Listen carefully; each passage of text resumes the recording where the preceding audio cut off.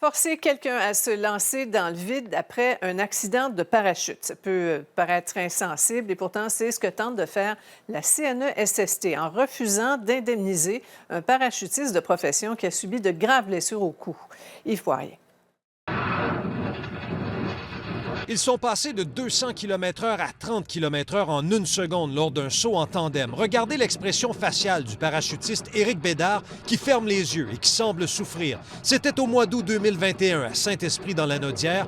Le glisseur, cette pièce rectangulaire que vous voyez ici de couleur bleue, dont le rôle est de limiter la quantité d'air qui arrive sous la voile, n'a pas du tout joué son rôle, provoquant une décélération trop brusque. M. Bédard a subi une entorse cervicale et n'hésite pas à faire un parallèle entre son traumatisme et un accident de la route. Les gens ont ça en voiture lorsqu'ils se font rentrer par l'arrière dans la voiture. Donc, c'est un peu la même chose.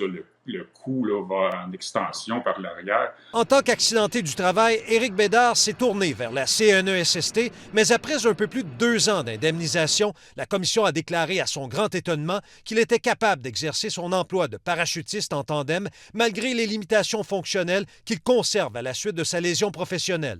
Éric Bédard s'est empressé de contester la décision de la CNESST parce que, selon lui, un retour dans son rôle d'instructeur en parachutisme risquait de mettre en péril sa sécurité et celle de ses clients. Il a donc retenu les services de l'avocat Marc Bellemare et récemment, le tribunal administratif du travail lui a donné raison. La CNESST, son objectif, elle, c'est de payer le moins possible.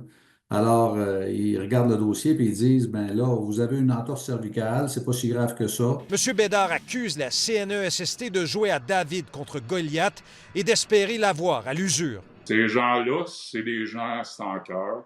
Puis, peu importe ce que tu fais, eux veulent te couper. Point final. S'il arrive un accident, qu'allez-vous dire aux endeuillés, ces personnes-là?